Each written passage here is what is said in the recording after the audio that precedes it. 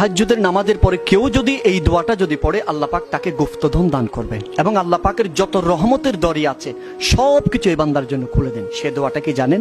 সে দোয়াটা হচ্ছে ইয়া হাইয়ু ইয়া কাইয়ুমু লা ইলাহা ইল্লা আনতা বিরাহমাতিকা ইয়া আস্তাগীসু।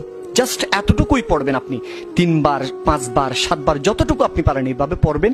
পড়ার পরে আপনি আল্লাহর কাছে দোয়া করবেন। মনে রাখবেন, ইউ মাস্ট গেট ইট। আল্লাহ আপনাকে অবশ্যই দিবে, অবশ্যই দিবে, তা তো কোনো সন্দেহ নাই।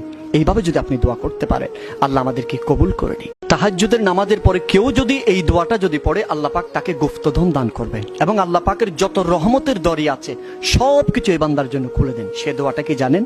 সে দোয়াটা হচ্ছে ইয়া হাইয়ু ইয়া কাইয়ুমু লা ইলাহা ইল্লা আনতা বিরাহমাতিকা ইয়া আস্তাগীসু।